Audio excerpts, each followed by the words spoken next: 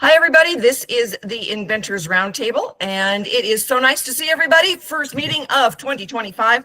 I got to tell you, man, I was really happy when that clock ticked over because 2024 was a challenging year. And we're going to have a few more people come in. I hope everybody else was excited to see 2025 roll around. Absolutely. All right. So this meeting is being recorded. We will get it posted. We've got a new site that we are posting on. So anybody who, there were notes or whatever and you missed it, you'll be able to go back and grab the recording. And so we're really glad about that. All right. So a part of the meeting tonight was going to be kind of a checklist of answering your questions and being able then to get some things going for everybody. Kinja, hello, how are you tonight? You're muted. So we do have you mute when we've got a speaker, but tonight is just a conversation with all of us. And so if you've got something that you want to ask, just, throw it out there with everybody. One of the things that we do remind you is that if you are just getting started and you have not filed, this is considered a public forum, especially when we post it. So don't say anything that you don't want everybody to know. If you are patent pending or you are selling product in the marketplace, go for it. Tell everybody what you've got. Some new faces here, some old friends, and it's always fun to see new folks. So I want you to introduce yourself and say kind of where you are in the process and tell me where you are in the country. We always like to keep track. So Jim, you're going to go first. You say Jim or Tim? Is that Jim. me? Jim, that's you. Okay. I'm in Northwest Indiana, just outside of Chicago.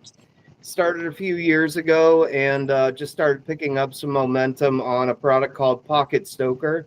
It is a electronic fire bellowing tool, primarily used for wood burning, stoves, campfires, and there's a little bit of a market with the barbecue smoker world. And we've been taking on Amazon, which is far more challenging than I would have ever expected and way more expensive. I know, right? I got to get a pad of paper. So you guys keep talking. I'm right here. Okay. So, yeah, I've jumped, I've run into a lot of hurdles, and I posted a while ago on this forum. I just got burnt out. I put so much time and money and effort into it that I literally, so my daytime gig is I own a little real estate company, and that's what feeds the kids and keeps the roof over our head. And I was chasing this side passion project, and I got it all the way to the red zone where I have my minimum viable product at market, and I battled all these obstacles, overcame them, and now it's time to sell them. And I got burnt out, and I woke up one morning, middle of the night, rolled over and was like, I'm gonna do a little Amazon campaign and just kind of start testing the waters again. Well, products started moving, doors started opening, I started networking with some other entrepreneurs, and I kind of restoked the, no pun intended, but restoked the fire on getting product moving. And now I'm working with I just met a new engineer. His name's slipping my mind, but let me see. So two guys. I reached out after that post. I had a couple people just extend an olive branch and have a genuine bend an ear moment with me on kind of their success stories. They're further down the line with other products, and the hurdles and the challenges that come with all this. And there's zero instant gratification, right? This is it's a long-term play, and it's nice to hear from other people who are humble enough to tell you about their struggles. And yeah, so I'm at a point right now where I have minimum viable product. It's selling. It's not they're not flying off the shelf, but they're starting to move. And when I say move, this is just as of the beginning of December. All right. Hey, you know what? We've all got to start. Sometimes we restart. We got to do what we've got to do. So, thank you for joining us tonight. And if there's, if you've got questions for me afterwards, one of the things, Tim, would like to get you on the radio. Oh, sure. It's free. So, you get to sell your product, and then we post you. Okay. right now we're focused a lot on the folks going to ASD Market Week with us, getting all of them on. Might want to consider going to ASD Market Week. You live, you know, you could drive it, and it's in Las Vegas. But anyway, that we'll talk about that later. Oh, there's Bill. Okay. All right, Ron, you introduce yourself.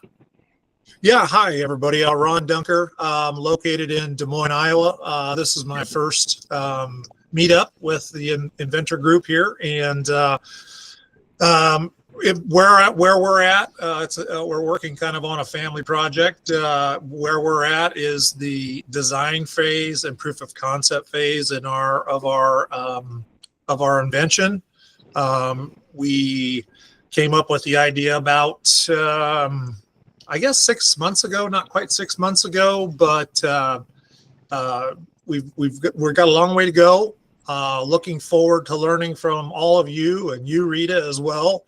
But it is it's a not to go too much into detail, but it's a sporting good product, an accessory, a sporting good accessory that, believe it or not, just kind of came to me one day when I was watching my son at a sporting camp. Yeah, we're in the middle of we've got the drawings put together. We bought a 3D printer, and we've just, because my son is that's his professional background. And so he's been doing the drawings, and we've been putting together some conceptual items to meet this. And so yeah, that's where we're at. You know, we're in the infancy stage, not as far along as Tim is. So Tim, I'll probably be reaching out to you. But no, it's been exciting and fun, and it's always fun to work and challenging to work with family. So yeah, oh yeah, absolutely, absolutely. So Ian, holy cow, it is so good to not actually see you, but we can hear you. How have you been? I'm doing all right. Good. Doing okay. Good. Go for it. So, all right, Ian, I've known Ian for what, almost 20 years. He has got 22 years. 22 years. Miniature LED lighting systems that he uses. Are you still manufacturing majority in California? I either majority is either in California or in Colorado now. So. Oh, cool! Excellent. What type of lighting? LED. Nice. Okay. Miniature LED lighting systems. And so, you know, you drive by a parking lot and you see all the bright lights out there. He probably installed them. So very cool. We basically go from 1 inch all the way up to industrial type lighting for stadiums, car dealerships, warehouses. Pretty much everything. Yeah, just being in real estate, my ears chirped up because LED is just definitely the wave of the future. The old cans that pull too many kilowatts are dead. So. Well, as of January 1st of this year, I got to send out a lovely letter to every client, past and present, that the federal government has 100% outlawed all fluorescent lighting as of January 1st. So they will be disappearing off they'll be disappearing off the shelves, and it's basically a forced issue for LED. So, well, that's good for you. Yeah. Yeah, no kidding. All right, Andrea. You're muted, honey. Yep. I'm trying to find the button. There it is. Okay. There you go. Hi, how are you? I'm good. I'm good. In Leesburg, Virginia. So we got a lot of snow here, but I am patent pending still, and hopefully coming through soon with some of those. I am in the process of seeking a licensing agreement, which is, you know, the big hope. Making a lot of contacts just in general, going to some little things around the area where I can show the product, and everybody wants to buy it, but I don't have it to sell yet. So I'm getting excited that people really like it and want it, but I'm not there yet. So it's a struggle because it's hard to get in those doors and get people to call you back and whatnot. But I am networking now. I just had another meeting today earlier with somebody, and then I have another meeting on Monday with somebody who is also an inventor. So just in local areas that I could meet up with too, if I want to. But that's what it is. The Pet Expo is coming in March down in Florida. It's really hard to get into that, and it's very expensive. But I might hang out at some of the local areas there when after the convention people come out. I'll grab them. So we'll see. I'm not sure how adventurous I'm going to be yet with. But that's Okay. what I am. Right. Jeff. Yeah, this is Jeff Gerhardt. I live out in Colorado. And I have 2 patents filed. Well, the one's not filed as of yet, but I think it will be filed by by this month, probably the end of this month. But I have it's a pusher. It's called Squeegee, and it's basically I developed it for pushing snow, but it also can push dirt out of your garage and all that. And we've just basically gone through the second prototype, production level prototype, and it's looking really cool. We've still got a couple of issues to shake out, but yeah, it's working good. We did a continuation in patent or whatever that is, a CIP earlier or the end of last year, so to add some changes to it, and so that's where it's at. We're hoping to get some production level product out so we can try to do some more prototyping or give it out to people to actually let them use it and play with it. So Excellent. Sherry. Hi, everyone. I'm Sherry Munson, and I am from the snowless Minnesota at the moment. It's cold. We got dusting today, but we haven't had snow yet this year. Well, it's nice to meet you. Thank you. And we've probably had more snow in Tennessee than you've had. Probably. I think we had 6 inches already this year. So anyway, I invented the gentle style brush. And what it is, it's great for detangling your hair, distributing product, massaging, also for styling. And it's like a diffuser on a handle. Cool. And right now I'm just selling it everywhere I possibly can, trying to get sales so that I can explore a possible licensing agreement so I can formally retire. I'm a semi-retired person being a full-time entrepreneur. I mean, I don't have another job, but this is more than retirement for me. I understand. Sean. Oh, there's Scott. Sean. You want me? Yeah. There you are. All right. Hello. Yeah, first time joining one of these meetings. Good to meet you all. I'm actually up here in the cold Minnesota landscape as well, so I can join you there, Sherry. Yeah, no, I started my background is I've always been in, like, done 15 years. I've owned an exterior cleaning company, climbing ladders, washing windows, cleaning gutters, and spent a lot of time working on extension ladders, and had a lot of situations where your ladder, setting up a ladder was not quite ideal, whether it be because of maybe you're on a smooth surface like tile, hardwood floors, composite decking.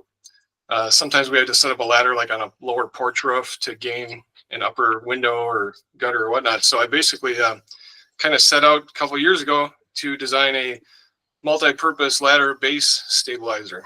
So it's a portable device. You set it down, you set your extension ladder on it.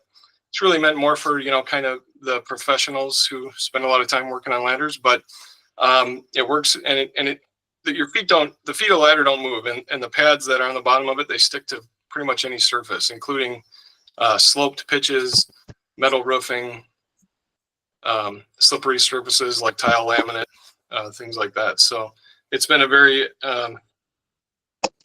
much longer process than I would have ever imagined.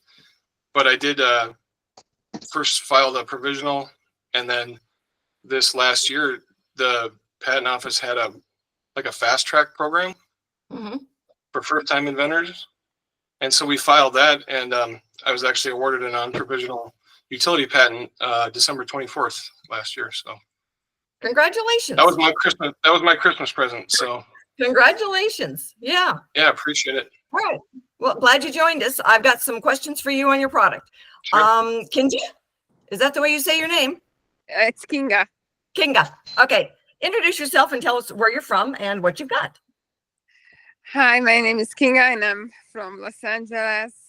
And what I get, I'm new to this. So what I did, I invented chocolates. My clients call it miracle chocolates because they swear they get different results. So one of the things is weight loss.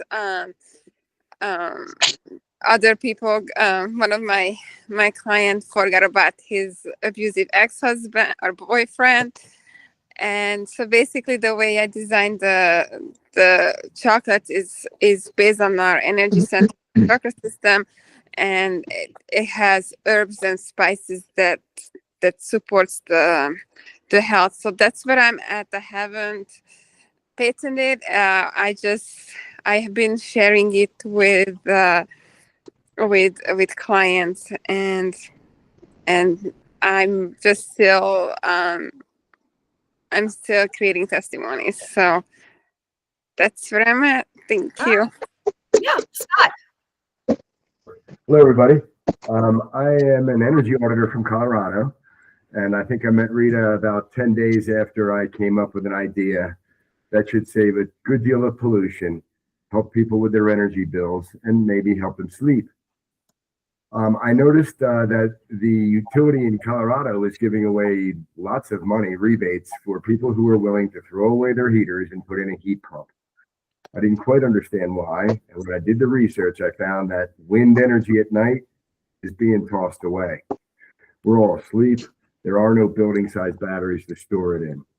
So I applied for an energy reduction patent and got a quick, speedy approval from the USPTO, because I'm working on a body pillow that will heat up at night. And it will use electricity to heat your bed instead of using oil and natural gas to heat your entire home, which kind of seems wasteful when you have a nice hot bed. So hopefully he'll be app-driven someday, but I'm pretty close. I got a new version and I'm pretty close to prototyping him. And the reason he has a single ear here is because he has an aromatherapy system. The aromatherapy should help people go to sleep. So this is Snoodle. I've also put together a Snoodle plushie for the American Home Show, and I'm putting together a Snoodle dog chew toy that I would like to see if I can license away, or I'll be listing them on Amazon. Excellent. So for any of you other guys, I see, there's some other folks there. If you would like to introduce yourself, let me know, because I know that there's some of you there, but I can't see who you are. Bill, I know you're out there. Can you see me? David, hi, how are you? Go ahead, introduce yourself. I'm good. Okay, I'm David Lighthouser. I'm in New Smyrna Beach, Florida. It's right outside of Daytona Beach, which is much more famous.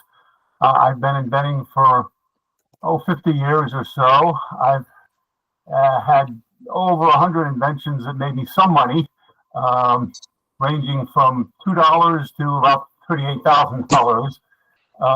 Over 90% of these were software products, where I invented a software program. And I have never patented anything. Some of the things, a lot of them were licensed in one way or another. Some of them I've marketed myself. And you can see my little workshop behind me there. I got my 3D printer over there and lots of tools and stuff on the wall because I have no space in this place. And that's pretty much my story. All right. Well, I know that, we'll see some of the others as they ask questions and everything, but, there's been a couple of things going on that I wanted to be able to share with everybody and then give you a chance to ask your questions. One of the big ones is, and several of you are going to ASD Market Week with us. They are giving us a private room to do demos in. So the, like Jeff, when you want to be able to do a demo, instead of trying to do it in the booth, you can take them over to the room. And it's a private room for meetings, demos. We'll do the radio show there. But this is the first time that anyone has offered to give us a private room. And Stephanie is going to be our guest speaker in 2 weeks. She's the one that is our VP of Buyer Relations. It's really awesome that they gave this as just part of our package. So we are very, very grateful to them. Stephanie, as our VP of Buyer Relations, when you sign up to go with us, like, so for instance, Scott, when, you know, we start sending out her, the information to her, she will go out and contact different potential buyers to come to the show. So they use our inventors as a draw for buyers to come to the show because there's no other innovative section there.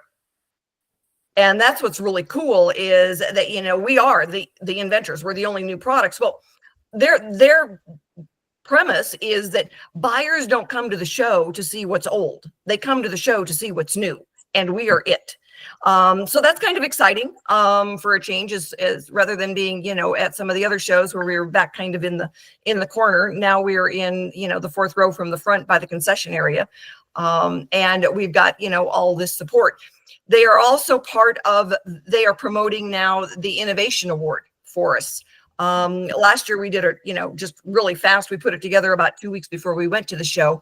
But now they are advertising, so all of the attendees know to come and vote for their favorite new product in the Invent America site booth space. So if, Tell you know, Stephanie I've got a wonderful new idea for mattress and bedding companies. all right. So anyway, this is really cool for the inventors who, you know, some of you are going. I know that Bill's going to go, and some of you others are, you know, you're signed up to go. So this is really cool. We've never had the support from the show team like we've had this year. So that's really good for us.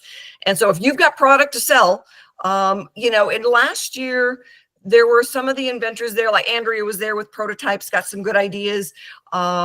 Wendy Short was there. She had just 2 prototypes to her name, and she had people wanting to place orders. So she went back, she filed a CIP just like Jeff did, which is a continuation in part to expand their patent, and went off, had 2,000 of these made. And there were companies that were saying, how many pallets can we get? So she was thrilled, and she went to the spa show in Dallas, which was drivable for her. She didn't get a booth. She had to walk the floor, and she had to be really careful what she said. So I coached her on that. But it gave her the leads that she needed to be able to get the contacts.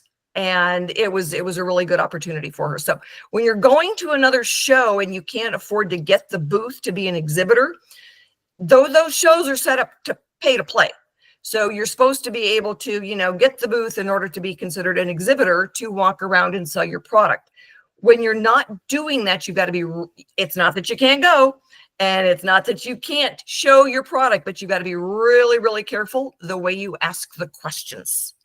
You've got to make them think that they're in charge of the conversation, and you've got to get them to ask you, oh, what brings you to the show? Oh, what kind of product do you have? Once they've asked, they've opened the door. So, you know, just some nuances.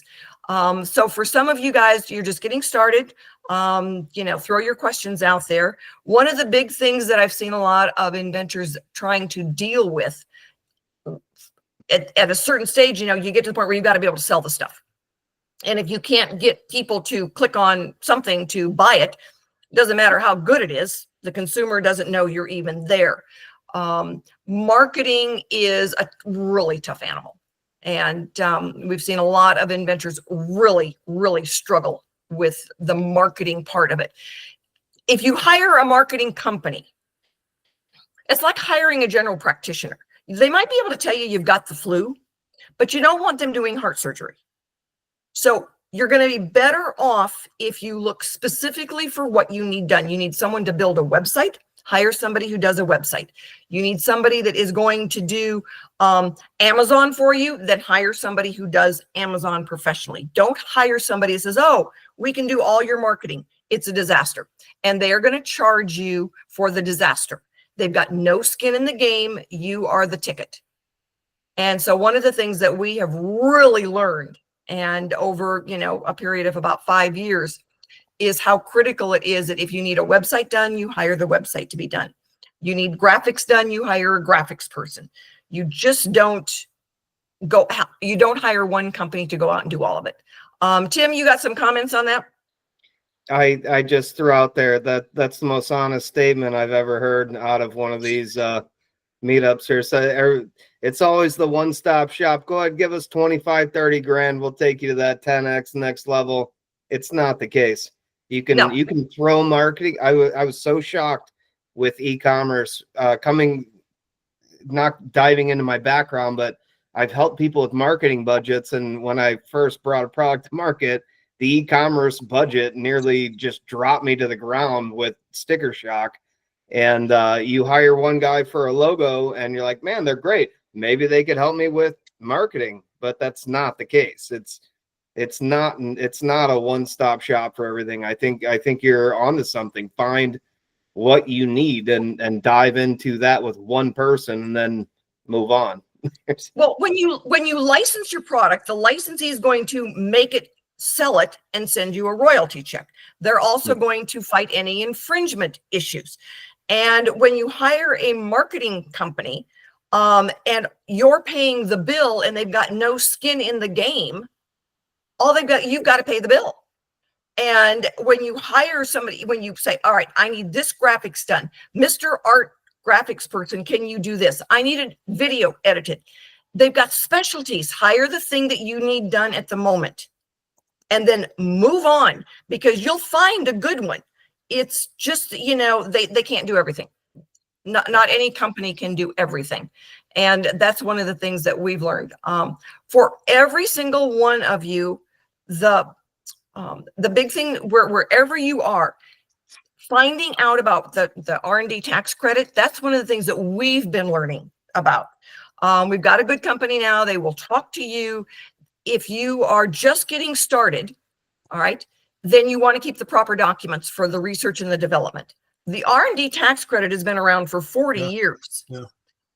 Almost every single one of you at one point qualified for it. Now, the kicker is you've got to keep the right records, all right? And then you've got to be able to take the credit against sales, so income. But if you've kept the right records, they can help you know where kind of the gray area is. You can actually go back for up to 3 years for the tax credit. So let's say Scott, where he's just, he's gone through all these years of getting the product developed. All right. And now he's getting ready to go. If you set the company up right, even if you license it, you can still take some advantage of the R&D tax credit. And most of the inventor groups that I have spoken to, their presidents had no idea that even existed. What's the income? inventors that I talked to? What is income? As an income at this? When you've sold some product and you've got income, yes. It's a much lower number next to your expenses. Y'all are making money on this thing? Actually, we get some who do. We do get some who do.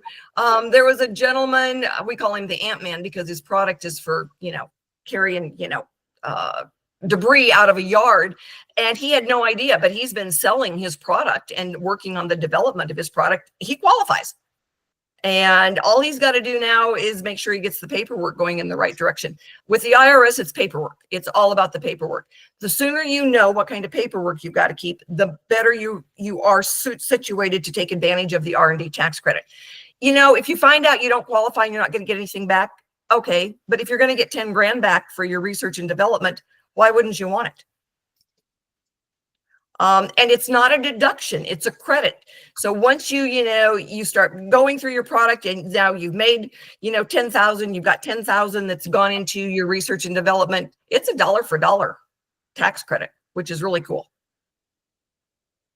Ronald, what's your question? Is there a specific firm that focuses in on inventors that are looking to take advantage of this R&D tax credit? Yes, Trinet. I've got the name. I just know Essie because she's the one that's been on the radio with us. They're the ones we're working with. We met and I've spoken with several. They are going to be the best at walking you through and helping you get set up. Okay. All right. They're going to work with the inventors. Some of the other ones work with the big clients. All right. Well, the big corporations have known about this for decades. Yeah. The worst one is ADP. Because they fill you with a whole bunch of, wow, isn't this cool? And then they send you an invoice that's not so cool, whether you've qualified or not. All right. Essie's team is going to help you get teed up and keep the right bookwork so you do qualify. and they're going to help you understand what it is. And that was TriNet, right? TriNet. TriNet. If you shoot me over an email, I'll send you Essie's contact information. Okay, thank you. All right. And we'll get it posted onto the Inventors Roundtable. I know you guys come to me, some through the Inventors Roundtable, some through the Meetup group, different groups. So we'll get it posted on both of those. All right. We've had her on the radio. She was a guest speaker at one of our meetings. So I know that there's an Inventor Roundtable recording that had her. So I've got all of her information. All right. So those are kind of the three big topics. Anybody have questions? Rita, it's Shelley. I don't necessarily have a question right now. However, I agree and disagree a bit on the marketing, only because I've worked with different marketing agencies here. Yeah, I do. I mean, to some extent. I mean, I'm working with a marketing agency, a small marketing agency in New Jersey right now. But if it's a reputable, good marketing agency, yes, you're going to spend more money. But they have the video person, they have the social media person, they have the specialist in-house that if they understand your goals, your budget, and what you want to do, and they have the background of product marketing, I think it still can be useful. But yes, they can be expensive. Mine is not charging me much right now, but we're also not doing anything right now because I'm still in the sample phase. But I think you can find a very good marketing agency that has all those different people, because they need to have them in the marketing agency. They need to have those segmented specialists. But it depends on their background and what they provide and their clients are like as well. And we've got one that I've talked to her several times. And she came to me through an inventor who had highly recommended her. And they do break it up, and they've got the specialists in the area. The tough one is where you get somebody that says, oh yeah, I can do that. And all you get are invoices, and that you don't understand the invoices. When the invoices come to you, you think, what does this mean? I mean, for me, all right, I don't know the difference between a Chevy and a Ford. I know a red pickup. All right, so what kind of car is that? It's a red pickup. So you need to be able to explain to me, Mr. Service Provider, in words that I understand. True. And then when I find out that, you were lying to me, it makes me cranky. I don't disagree. And I said, I have a background in it. So I've worked with various marketing agencies for probably 20 years. So at least I have a little more insight into it. But yes, there are times when, I know this gentleman is going to redo my website. We're going to do the social media marketing, which is going to be the main push starting off. But you also have to understand, if you can, from whatever your product is, who is your audience or audiences? Where are they? Where are you going to reach them? How are you going to reach them? And if you don't understand that, many people don't, then yes, you need some help from somebody, whether it's an actual full marketing agency or segmented people. And even those segmented people can still rip you off. But part of the education of your product is to understand your audiences and where they're going to reside to find the information about your product. And I think that, that's a good point. One of the things I've learned is that, when you've got one person and they, oh yeah, we can do all that. No, they can't. One person isn't an expert at everything. But if they've got a firm, and I think for a lot of inventors, by the time they get to marketing, they're broke. All right. When you look at what you pay for your patent, all right, what you pay for your product development, what you paid for the engineer, and if you're paying for manufacturing of anything, you can take all of that and put it on one side of the fence and marketing on the other side of the fence, and you can spend more on marketing than you did everything else. And you may not even know what's being done for you on the marketing side because you don't really understand it. So when you're getting started, all right. You may get big enough so that you can hire a marketing firm to do it. But most of our inventors, when they're at this stage and getting started, you're looking for somebody to do a website. You know what? Go to college and hire an engineer, or a person that's in the graphics there to put up a decent website for you. Well, and anyone who has a Wix, a Square, I think it's Square. I think there's another one. Sort of the core website companies. I think even oh shoot, what's the other one? Forget me. Usually they have specialists. Yeah. There's lots of different ones. There's WordPress. That's the one that we tend to use a lot of. There's a lot of different templates on them. Wix is one of the new ones. But you can go and you can find a high school kid or a college kid that can, take the art that you've had done and put up for a few $100 and they can go on a cute date. You know, and, you know, you're happy you've got something to start working with. Sure. Keep in mind, and, you know, that if you know, if you're looking and say, all right, my main buyers are going to be in nightclubs. All right, well, then you've got to know where they are. If it's going to be in athletics and it's, you know, high schoolers, you've got to know where they are and where their parents are. If it's going to be, you know, dog grooming, where do you go to get them? You know, we had guys years ago that had a pet product. And what I ended up telling them is like, did you know that all of the shelf space for pet products is owned by 4 companies in this country? And if one of those companies don't like you, you are not going to get on. One company owns all the dog leashes in America. Most people don't realize that. All right. Different names on them. They're all owned by the same thing. So what they did is like, this was a pet tag holder. Where do people lose their pet tags? Doggy daycares. Doggy daycares. They went and they started selling these things at doggy daycare centers, sold them all over the country at doggy daycare centers. Mm-hmm. So sometimes you got to look and see where it is. You know, who was the gentleman had the ladder product? Sean, was that you? Mm-hmm. All right. For you to manufacture a product that attaches to or works with a ladder and to sell it yourself, you have to have a $50 million product liability policy. No store will sell a ladder product without a huge product liability policy. We went to a show, I think it was 3 years ago, and a guy had a product. It just would, you know, with sticky tape, it was lights that would stick to the ladder, and everybody loved it and nobody would buy it. So he went and found an insurance company, bought a $50 million policy, started selling those things like crazy, but they wouldn't touch it until he could prove he could cover it. And it was because the companies that make the ladders, as soon as you attach something to it, you wipe out their product liability. Yeah, I've heard that from some distributors. They're saying certain products like that, they couldn't get the product liability for it or whatnot, and it just fizzled out. So when you look at then the possibility of licensing it to a ladder maker, now you've got some, you know, you might have something to work with. But, you know, this guy, he went and he got his policy and has been selling his product like crazy. But the more you know upfront about what we call the barriers to entry, the better prepared you are for them. And for a lot of inventors, the marketing is just a tough one.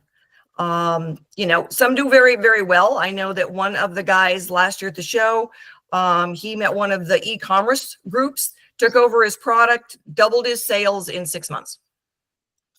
And just been selling them like crazy. Another guy last year, he ended up selling his company within a few months after the show. So, you know, that was a good one too. We had a lot of successes from that. Rita, I have a question. Sean, cute. I get a lot of people that say that's like, I wish I'd known that 6 months ago. And, but there are barriers to entry for every industry. It's just a matter of asking, you know, what those can be and knowing where to go to ask. Right. But, you know, for the budget for marketing can be a killer. So when you break it down, I mean, you've all got to be able to break it down and be able to find then what are your options in order to get the product out there. And so if you are working in your industry and your product is in the industry you're working, you already know people. You already know people who can help you get the word out. But one of the things that we've learned is that when you do your own social media and get the product out there, it helps. You know, you can do videos, you can get feedback. If you ask people questions, tell me what you think of this. That was one of the biggies at the show last year. People just had prototypes to say, tell me what you think. Tell me what you think. And they got some great ideas. So Scott, what were you saying? It's hard for me to read the little print that shows up on my computer. We were having a conversation about websites a little while ago, and people were suggesting Squarespace and Wix, and there's a whole bunch of them, and Shopify is one of them. But Shopify has been highly recommended to me by some of the professionals I spoke to, and I wasn't sure why, because I was on Squarespace. I think it's all about the pixel. You can't add it to Squarespace, but you can add it to Shopify. What the pixel does is it allows you to capture actual information from the people that are visiting your site, from all the marketing you're doing on social medias. And that's important, so you can build your list of people that care about products like yours. Well, one of the other things that most people don't realize, and whoever does your website, if you do a WordPress site, or you do one of those sites where you can go in and have access to making changes, it's really important that on a regular basis, you change out the images, you add some new text, you change it, because the algorithms now, the search engines, they pick up changes and they bump you up. If you stay stagnant for a long period of time, you get bumped down. So making regular changes, even if it's adding an image, add some new text, some new explanation, that helps keep you bumped up. Use taglines on your products. You got a cool name for your product, that's fine, but nobody knows to Google that name. They're not going to find you. So it's important then to have a good tagline, even two, that all get redirected to your site. The guys that did the pet tag holder, it was called Tagabiner. Well, nobody knows Tagabiner is a pet tag holder. Nobody's even going to Google Tagabiner.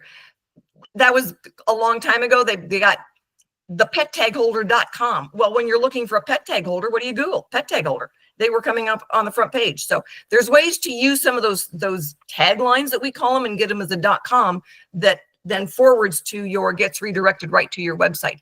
So if somebody types in a key line and it gets redirected to your website, that's good now because people can find you. So questions? Rita, I had a question. This is Ron.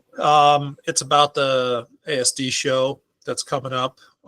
Is there value in early stage inventors attending that event? And even can someone? What we look for is that you are patent pending, even if it's a provisional, that's fine. Okay. All right. And that you've got proof of concept prototypes. Proof of concept prototypes. Okay. You know, we had several inventors go last year. They had the proof of concept prototypes. They got good feedback. They got, you know, they were able to gather information on, was there interest in the product? All right. That was the first thing. Right. You know, the woman I told you, but she had 2 prototypes to her name and patent pending. And so she got really great feedback. You know, people made some really good suggestions. You know, they talked about packaging, they talked about pricing. And so she learned a ton before she went on to file the non-provisional and the international and then go ahead and get some made. And a lot of the things that she heard at the show, they either backed up what she was doing or they gave her then the ideas to make some changes in her intellectual property. But we had several people. So normally when we go, we take 40 inventors to go. There will be probably a third that just have prototypes. And they are going to look for then feedback, gather market information. Well, the big thing when you go with a team like that, you can go out and work the floor. And you got people in the booth then that are showing the product. You can go over to our private room and do a demo and talk to people, have a meeting. And it's really important to be able to be in the booth and to be able to walk the floor. Well, you can't be in the booth and walk the floor unless there's somebody there that's got your back. Okay. I hire staff that goes so they can go out and work the floor for you and say, oh, Ron, we met this really cool guy. You should go talk to him. Yeah. About a third of the folks, they've got, you know, they know that they don't want to manufacture, but they're willing to maybe do a short run. And then they know they really want a license. So they will go, they'll sell some of their short run, maybe take some orders. And then the rest of them, the other third, they will have inventory. They are manufacturing. They're just trying to get their product out there. They know they can place orders. And, you know, yeah, they might be interested in licensing if a good offer came up. They're not opposed to it. But for the most part, they're just taking orders and selling inventory. So it really depends, you know, on kind of where you are and what stage, what you're trying to accomplish by going. But we start posting all the products and then ASD goes out with our products before the show and they start selling them based on what we've posted. So people can come in and look at it. Everybody that goes with us is part of the Innovation Award. The attendees get to vote on what they think is the coolest new product. And first place is about a $6,000 marketing package. Scott. Yeah, that was my question, Rita. If, you know, we're coming up to the show, if I decide that we're going to the show, which, you know, pretty much decided, where do I begin? What do I need to, who do I contact about having all these exciting things happen with or to my product before the show? Can I get a list of the companies that are going to be exhibiting or attending the show? Me and most likely me and no. So the exhibitors are listed, so you can see who's going to be there. The attendees, no, because they really don't know who the attendees are going to be, so you can't get that. The folks that Stephanie, who goes out, they go out and reach out to the attendees who are signed up to come, but the attendees that they think should go. So they use it as a poll, a draw. So they don't know, a lot of the people they're reaching out to, they don't know who's going to actually show up. Sometimes they show the product and the guys contact you directly because they can't make it to the show. But they have all of your information on our site and on the dashboard, so they can find you. I'd like to introduce myself to some of the exhibitors before the show. You can see who the exhibitors. You can see who the exhibitors are. Yeah, is it listed on their website? I don't have them listed on my website. They're listed on ASD Market Week. Right, that's what I mean. Yeah, yeah, is there they're contact listed. information, or is it just like Johnson & Johnson, where they put the person's name and email and? No, usually there's a contact person that's listed. Really? Okay. And if you want to know specifically, you say, all right, Stephanie, I really want to get a hold of these guys ahead of time. Who is their contact person? I've got 6 people on the team that I deal with ASD. One of them is going to know a contact person at the company. Okay. Because, I'll probably do a reach out to many if I can pull that off. So I have some appointments scheduled for that week when I go down. And we do put on our dashboard that we are doing demos and scheduling appointments. Yeah. So they allow us to do that. And so then we will have people come in and we can schedule them for that private room that we've got. But you know that not much happens unless you're proactive. Oh, you betcha. So that's what I would like to do. What, these guys are so much better at helping us than they were at the other show.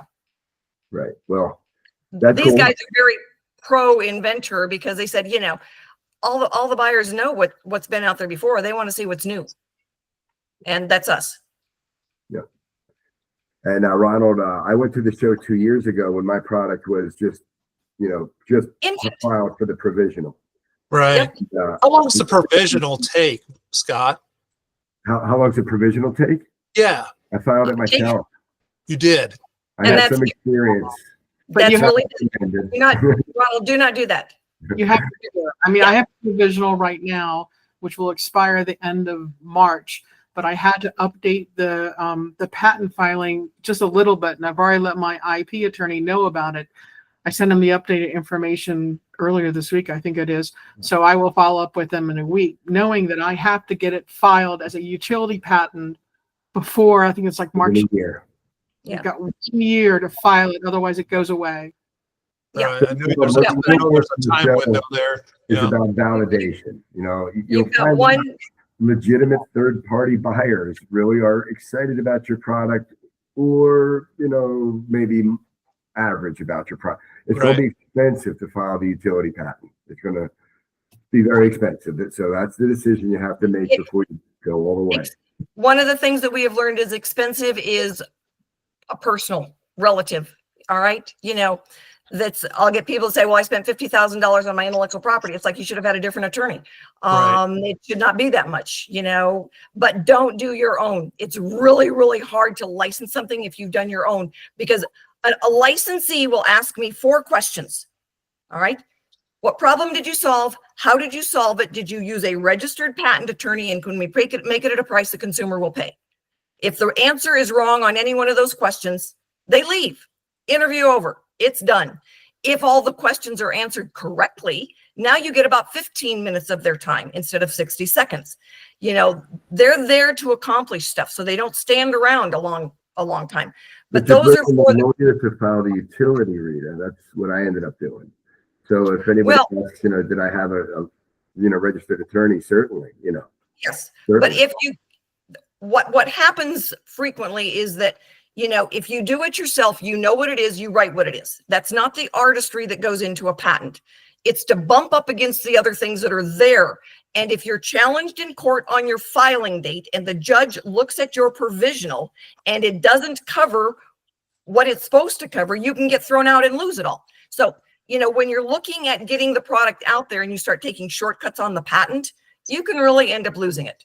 If you're going to spend, thousands of dollars on getting a prototype done, Good Lord, do the patent right. Rita, So- what was that for that you came out with? I'm sorry, what was that? Yeah, the kind of your rule of 4 for licensing. Oh, the rule of 4, because I'm as a licensing agent, I know what they ask. So- What was that? I was trying to type the notes. Oh, okay. All right. It is, what problem did you solve? How did you solve it? Did you use a registered patent attorney? And can we make it at a price the consumer will pay? Oh, okay. Simple enough. Thank you. Yep. Yep. Those are the first 4 questions. They're pretty standard. All right. And then they will ask you more. So they really, you know, at that point, it's all about the product in the marketplace and the potential consumers. They don't really care how you came up with it. They really don't. They don't have time for that. If they want to know, they will start asking questions. You know, we had a young girl that did a powder for a stoma, because when you have to have a stoma, it gets infected all the time. And she came up with a solution for it. Well, it was a very personal story. And they actually started asking her, how would you even think of this? Well, I've got a stoma. I'm 21 years old and I've had it for 10 years. And it's like, whoa, interesting. So, you know, different, but they will start asking if they want to know. Otherwise, you answer the questions that they're trying to ask. Got it. Okay. Marco. There you go. Oh, sorry. Okay, I'm here. Sorry, I'm the marketer in the room.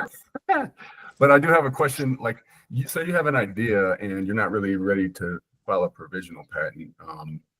What can you do to like do a patent search to make sure that your idea is patentable, and like what would be a good resource that you know to do The that? the best way to do that is you use Search Quest Patents.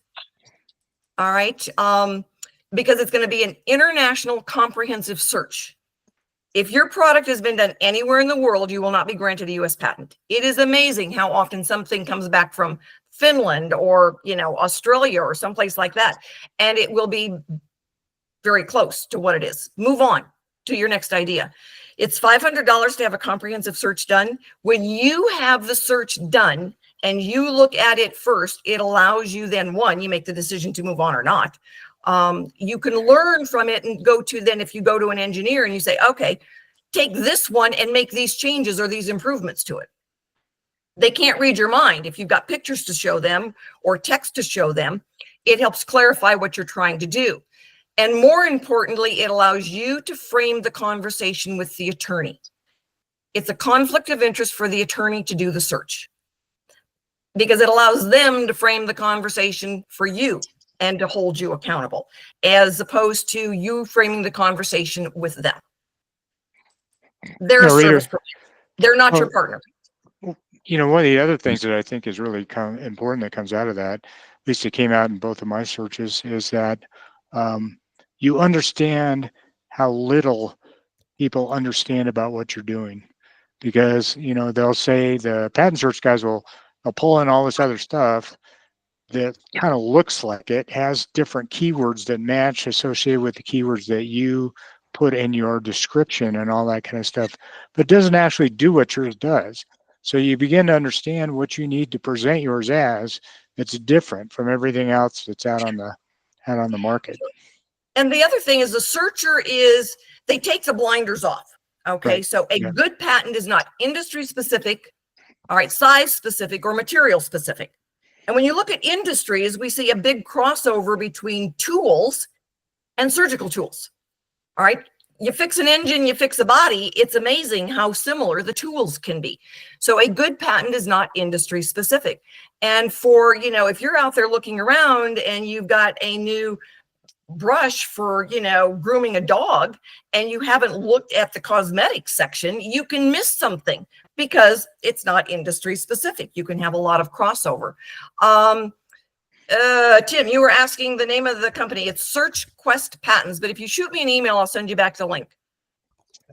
Got it. All right? Thank you. It's a company that I bought 15 years ago from a patent attorney. Oh, okay. It was the first time I heard it. That's what I was asking. Yeah, it came with a paralegal. The paralegal was trained the same way the attorneys were, billable time. All right. Yeah. So it's like, well, I spent 4 hours on that. That's enough. It's like, okay, that is not working. So I was able then to staff it with people who had a master's in research, librarians. Now they go, well, I've spent 10 hours on this and I can't find it. Why not? And they go back and they look some more. But it includes then the USPTO, the international search, and a product search. What's out there being sold? There's a 2.5-year blind spot at the USPTO. Okay. So you can have things that are out there where they're on a video, they've gone to a trade show, and the searcher can start finding them that they're legitimately not showing up at the USPTO. Okay. And most people don't know that. And the search is $500.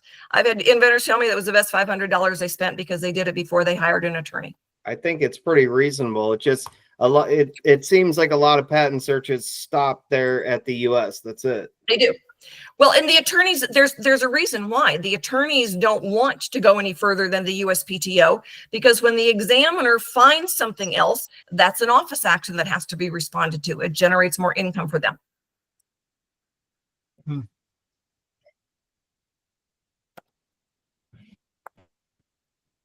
Okay. Any other questions, guys? Yeah, I'd ask another question if nobody else has any. Have you ever seen in your experience where you don't even actually build the actual product and end up licensing the idea? Like, let's say you file a patent search, you can move forward because the idea hasn't been done. You do a provisional patent, you build like a CAD diagram or a prototype of what you have, and then you take that and go license that to a company who then gives you a royalty if they decide to move forward. Is that normal? Nope. You can do renderings of life on Mars. It doesn't mean that there really is life on Mars. And, you know, it really comes down to that. You can do renderings of anything and they won't buy that. They just won't buy it. You know, you can file a provisional. Companies will not license a provisional. They license a utility filing. And that's the other thing. And the only thing that gives you leverage, all right, is controlling the intellectual property. That's it. And I've got a gentleman, he was texting me here. He wants, you know, to email me his agreement for his licensing deal because he's being infringed on. And we need to know whether or not he gave up the right to control the intellectual property. Because if you sign over the intellectual property to the company, and we really think it's because the company wants to stop paying royalties to him. They've been paying royalties for 15 years and they want to stop paying royalties to him. So they've claimed that there's a company from China that's importing things and they have invalidated his patent. Well, no, they haven't invalidated the patent. The patent issued in the US. So he can stop them at customs, and that's what he needs to be able to do. But that intellectual property, it's the only thing that gives you leverage. And that's why it's so critical that it's done right. So, and you know, the way Scott did it, where he had then a registered patent attorney step in for the non-provisional, that happens quite a bit. You know, when I see people say, okay, I didn't do it the right way at the start, but let's do it the right way now. And then they'll pick up, you know, I'll introduce them to a registered patent attorney. And so then they'll you know, go back and fix what they can. The lady that had this, that did the stoma powder, she had another company do the provisional, and they did a really horrible job on the provisional because they put the recipe in it. So they completely wiped out the provisional. They did not even claim that when they had the non-provisional done. Oh, okay. So just because you got a registered patent attorney doesn't mean they're going to do a good job either. So I've seen inventors that have done really good work because they've had good experience with the work. So they're an engineer, they're working in their field, they've done several, and then they will do their own provisional, and they'll do a pretty good job. For the average person, it can be a train wreck. Does the patent office have to accept it? Yes, they do. You could write your provisional on toilet paper. And as long as you had all the required parts to it, they would have to accept it. Nobody passes judgment on the provisional unless it ends up in court. And then you get toasted if it's not right. I will, Shelley again, I will say I was very lucky on my first patent. The industrial designer I used had written patents in a previous job he was in. And so I trusted him. He wrote it, we filed it, no edits from the patent office, and approved in 2.5 years. I was lucky. Yeah, you were. I was lucky. Yeah, you were. I've had others that, you know, have gone through pretty fast. And then there's been others that have been a dance. Sometimes the examiner just get their knickers in a knot And we had one lady and she goes, oh my God, the examiner keeps coming back with the same argument and the same argument. We got on a phone call.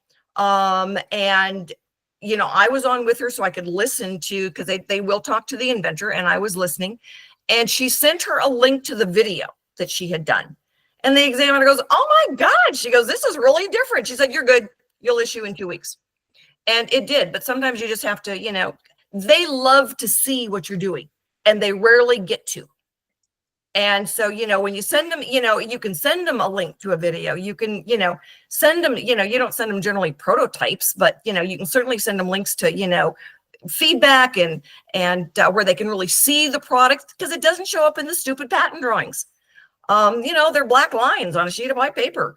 And so they don't always get to see what it's working. They're not going to see Scott's and how you cuddle to it. They're just going to go, it's a big pillow. And so he's going to have to, you know, do something. You know, I wouldn't be surprised that, you know, you get to a point where some of the products and you've got to actually do a demo.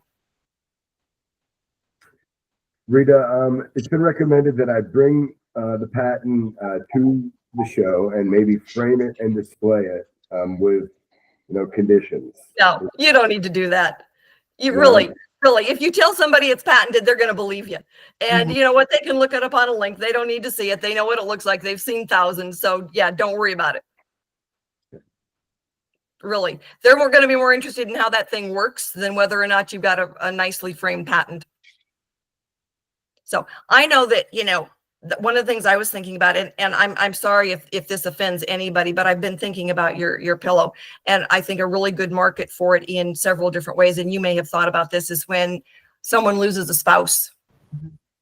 Yeah, loneliness, pregnancy, absolutely. You know, when somebody loses a spouse and that warm body is no longer there. Mm-hmm. You know, that's what I was thinking. So it's weird, you know, it's got so many benefits, so spread apart. Pollution reduction, energy reduction, loneliness, better sleeping, someday maybe monitoring sleep patterns, you know, so there's a lot to think about there. Oh, absolutely. Absolutely. So no, the ladies are going to like yours. So not these ladies, the salesman people out at ASD. Yeah, they're gonna love it. I improved the quality of the fur. It's really high. No kidding. No kidding.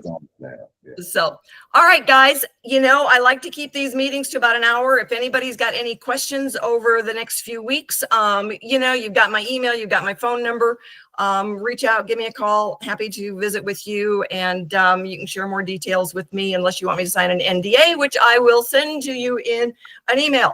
I sign them all the time. And the fourth Monday in, I think it's the 28th of January, Stephanie Beringila from ASD is going to be our guest speaker. And she is going to talk to you guys about working a trade show and what they do for us and how excited she is to see all of your products. So by then I will have the ones that have signed up to go will already be listed. So she will be able to see them. So she'll like to meet you too. All right, guys. Sounds good. All right. All right. Thanks, Take care, everybody. And, you know, Happy New Year. And I will talk to hopefully lots of you between now and then. And Ian, you can drive to ASD. You get yourself out there. All right, you guys. What do you mean drive? I'm going to fly myself out there. Come on.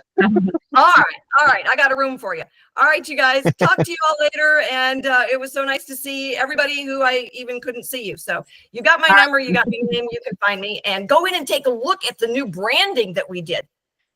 You know, as we were moving our websites to where we could control them, hence the reason for all the marketing talk is that I learned a hard lesson. And so we've rebranded everything. It looks really cool and we're real excited about it.